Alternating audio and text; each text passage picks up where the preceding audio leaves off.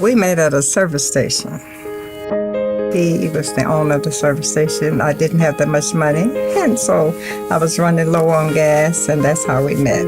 Yeah, I fill up, take up, and I've been filling it ever since. We got married, and we have a son. He had one child from a previous marriage. I had 2. And we have 13 grandchildren. They're all beautiful children, so, we have a good time with them. Delta transferred me here. I volunteered and transferred to come to Atlanta. We came down in '84. It wasn't too long before he started getting sick, and that just kept progressing. So it was hard. It was really hard, and we had a flower shop, and he was trying to make the deliveries, but he finally told me that we was going to have to give it up because the dampness was too much for him to breathe. So I hung him up and came off the battlefield, and here I am. I'm still fighting them. He gives out a breath so easily. If he make about 3 or 4 steps, he doesn't have enough oxygen to walk any farther. So it was getting harder and harder for me to get him around.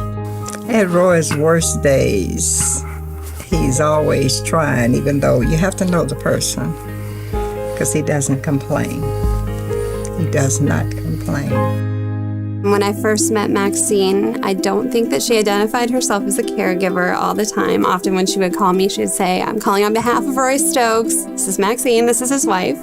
And she would talk about how he was doing and how they had ups and downs. And I would have to really prompt her to say, "Well, how are you? How's Maxine doing?" In many families, it seems that the caregiver often doesn't identify as one simply because a lot of people just kind of see it as, I'm just doing what I would do for the person that I love.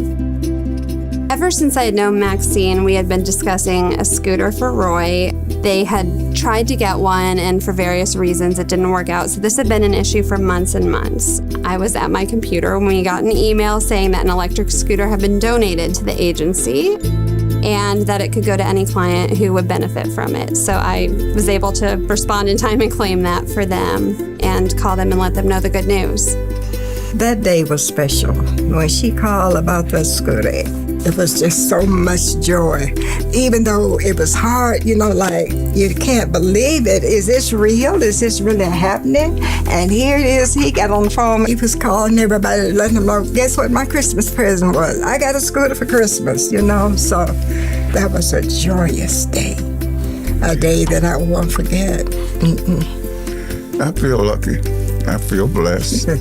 And we're so glad. We're just so happy. So happy. I'm just so thankful because I can scoot right up into my doctor's office and not be out of breath trying to get in there. And that's a good thing. I could just say thank you, God. Just thank you, and thank you for putting her in my life.